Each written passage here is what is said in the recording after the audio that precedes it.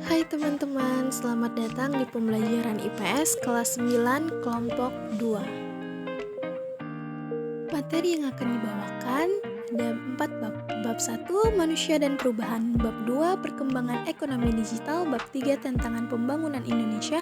Bab 4, kerjasama dunia. Kalian tahu nggak sih apa itu perubahan sosial? Perubahan sosial adalah perubahan yang terjadi pada berbagai aspek dalam kehidupan masyarakat disebut dengan perubahan sosial. Fenomena perubahan sosial mulai dipelajari seiring dengan ketertarikan manusia untuk dapat memahami hakikat kehidupannya sebagai makhluk sosial yang selalu mengalami perubahan. Bagaimana sih bentuk dan contoh perubahan sosial? Perubahan berdasarkan waktu.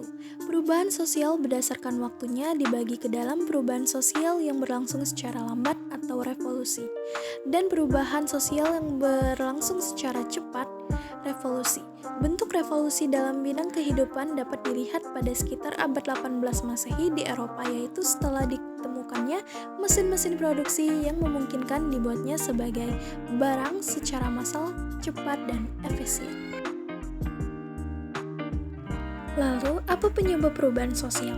Yang pertama, faktor internal, di mana perkembangan jumlah penduduk bertambah dan berkurangnya jumlah penduduk di suatu wilayah mengakibatkan terjadinya perubahan sosial. Terlalu banyaknya jumlah penduduk di suatu wilayah mengakibatkan tingginya tingkat persaingan kerja yang melahirkan banyaknya jumlah pengangguran. Yang kedua, ada faktor eksternal, di mana interaksi dengan lingkungan alam seperti yang sudah kita pelajari sebelumnya.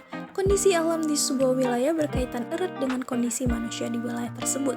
Oleh karenanya, perubahan yang terjadi di alam juga akan membawa perubahan kepada masyarakat yang tinggal di dalamnya. Misalnya, semakin kritisnya kondisi bumi akibat pemanasan global akan memicu terjadinya gerakan sosial untuk mengubah cara masyarakat beraktivitas dengan berusaha tidak memproduksi banyak polusi dan menggunakan alat-alat yang lebih ramah terhadap lingkungan. Bab 2, kita akan membahas perkembangan ekonomi digital. Uang dan lembaga keuangan. Di era peradaban awal tersebut, pertukaran barang masih dilakukan dengan cara barter atau menukar satu barang dengan barang lainnya yang dianggap memiliki nilai yang sama. Uang muncul seiring kebutuhan untuk melakukan pertukaran yang lebih kompleks atau rumit ketika cara-cara barter dianggap sudah tidak bisa diandalkan. Apa saja jenis-jenis dan fungsi uang? Setelah mengalami sejarah perkembangan yang panjang, uang pada saat ini memiliki berbagai jenis yang bisa dilihat berdasarkan bentuk, bahan pembuatan, wujud, dan nilainya. Berdasarkan bentuknya, uang dibagi menjadi uang kartal dan uang giral. Uang kartal merupakan uang kertas dan logam yang digunakan sehari-hari oleh masyarakat, sedangkan uang giral merupakan uang yang ada di sistem perbankan seperti rekening giro, deposito, dan rekening bank. Selanjutnya masuk bab 3, tantangan bangunan Indonesia. Pembangunan di Indonesia dari masa ke masa. Pembangunan adalah sebuah usaha terencana untuk mendorong pembangunan kualitas kehidupan masyarakat dalam berbagai bidang. Pembangunan di lingkup negara disebut dengan pembangunan nasional. Pembangunan adalah sebuah proses berkelanjutan yang termasuk ke dalam kategori perubahan yang direncanakan. Oleh karenanya, pembangunan di sebuah negara berlangsung dalam jangka waktu yang panjang, melintasi berbagai periode pemerintahan. Bagaimana pembangunan di Indonesia pada masa Orde Lama?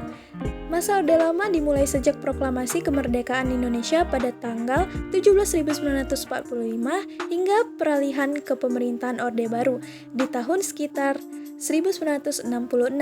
Pada masa itu, kondisi keamanan negara masih belum stabil, baik karena konflik internal maupun konflik eksternal.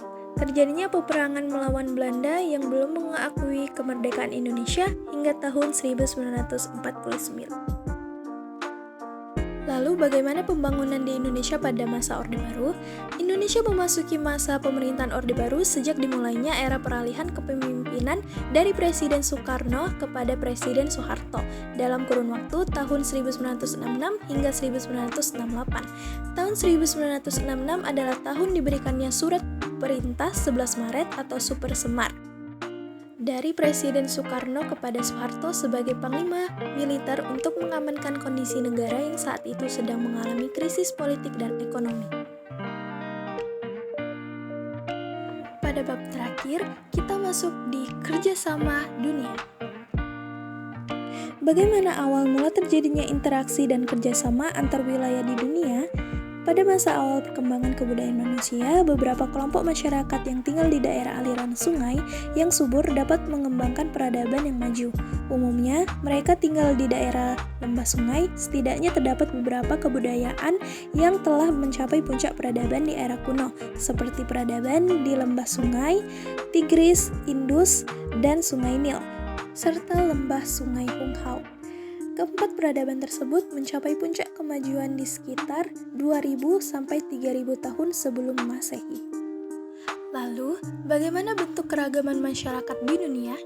Sejak kemunculan masyarakat modern pada ratusan ribu tahun yang lalu, manusia telah mengalami perkembangan dan berbagai pertumbuhan yang signifikan.